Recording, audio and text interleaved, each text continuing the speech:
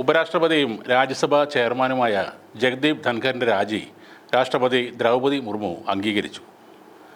ആരോഗ്യ പ്രശ്നങ്ങൾ ചൂണ്ടിക്കാട്ടിയായിരുന്നു ധൻഖറിൻ്റെ അപ്രതീക്ഷിതമായ രാജി ഉണ്ടായത്. അടിയന്തര പ്രാബല്യത്തോടെയാണ് അദ്ദേഹത്തിൻ്റെ രാജി. ഭരണഘടനയുടെ ആർട്ടിക്കിൾ 67A പ്രകാരമാണ് രാജി പ്രഖ്യാപിച്ചിരിക്കുന്നത്.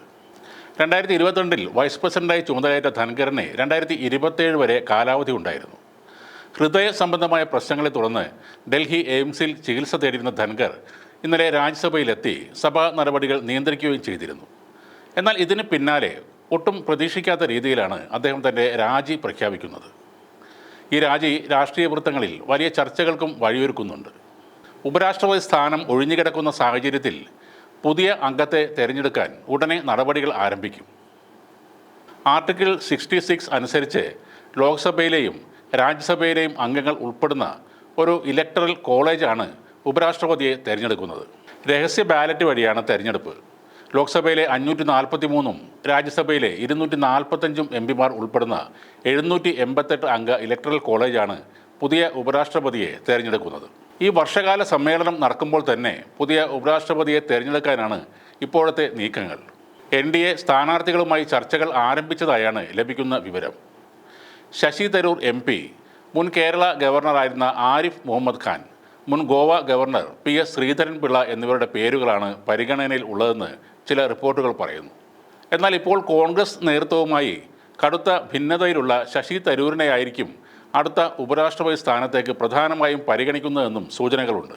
തിരുവനന്തപുരം MP ആയ ശശി തരൂർ പഹൽഗാം ഭീകരാക്രമണം, ഓപ്പറേഷൻ സിന്ദൂർ തുടങ്ങിയ വിഷയങ്ങളിൽ പ്രധാനമന്ത്രി മോദിയെയും സർക്കാരിനെയും പരസ്യമായി പുകഴ്ത്തി പറഞ്ഞിരുന്നു. കൂടാതെ കോൺഗ്രസ് MP ആയ രാജ്മോഹൻ ഉണ്ണിത്താൻ ആരോപിച്ചത് ശശി തരൂർ പാർട്ടി യോഗങ്ങളിലെ ചർച്ചകൾ നരേന്ദ്രമോദിക്ക് കൈമാറുന്നു എന്നാണ്.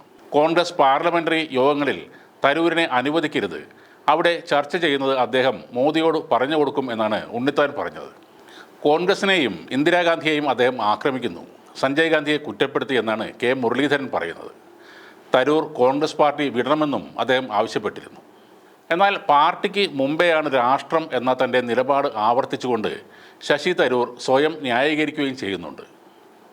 ദേശീയ സുരക്ഷയുടെ താൽപ്പര്യാർത്ഥം മറ്റ് പാർട്ടികളുമായി സഹകരിക്കേണ്ടത് ആവശ്യമാണെന്ന് അദ്ദേഹം പറയുന്നു.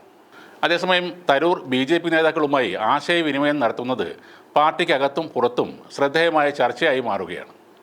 കേരളത്തിൽ നിന്നുള്ള BJP നേതാവ് സുരേഷ് ഗോപിക്ക് അദ്ദേഹം ഫോൺ നമ്പറുകൾ കൈമാറിയിരുന്നു.